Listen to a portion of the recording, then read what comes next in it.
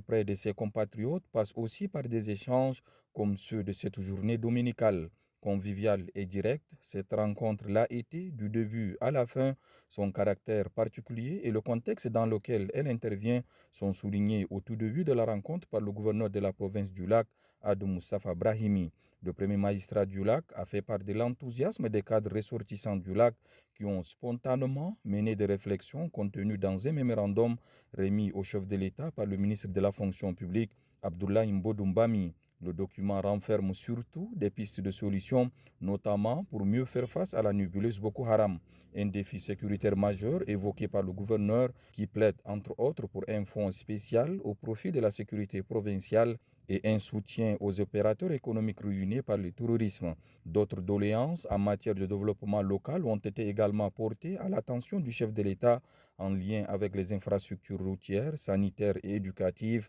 des demandes soutenues par les représentants des jeunes et des femmes du lac qui ont plaidé pour une attention particulière en matière d'emploi, d'une paix durable, de la levée de la suspension d'exploitation des polders et de leur représentativité dans les instances de prise de décision au niveau national. Des attentes somme toute légitimes pour le président de transition, général Mohamed Idriss Déby Itno, qui a fait part de sa haute appréciation de la grande mobilisation et de la qualité de l'accueil exceptionnel qui lui sont réservés. Il a témoigné de vive voix sa profonde compassion face à la souffrance endurée par la population et s'est incliné devant la mémoire des victimes des exactions de Boko Haram. Le chef de l'État, général Mohamed Idriss Déby Itno, a vertement fustigé la stigmatisation de certaines communautés à cause de l'implication de quelques-uns de leurs membres dans les agissements de la secte Boko Haram. Pour lui, la dégradation de la situation sécuritaire a affecté la vie de toute la population. L'heure est à l'union sacrée avec le gouvernement et les forces de défense et de sécurité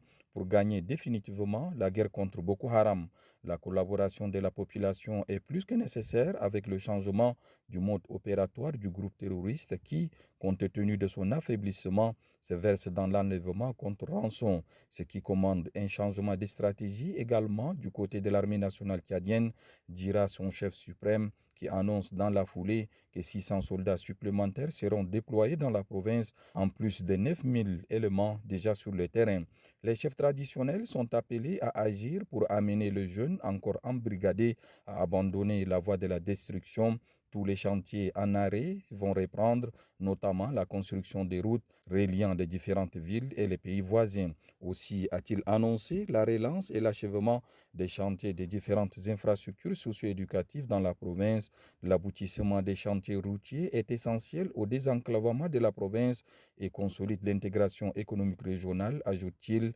annonce accueillie avec joie par les représentants de la population à qui le chef de l'État a promis répondre au mémorandum porté à son attention. D'ores et déjà, le gouvernement est instruit par le chef de l'État à l'effet d'apporter des réponses appropriées. Compassion, assurance, espoir et mobilisation résument au mieux l'adresse du président de la République, général Mohamed Idriss Déby Itno, qui a partagé avec ses compatriotes l'évolution de la situation politique dans le pays et les perspectives de la seconde phase de la transition, non sans appeler la population lacustre à mettre en avant l'intérêt général afin, dit-il, de redonner les chances de l'amorce d'un développement intégré dans tous les domaines pour le bien de la province et du Tchad tout entier.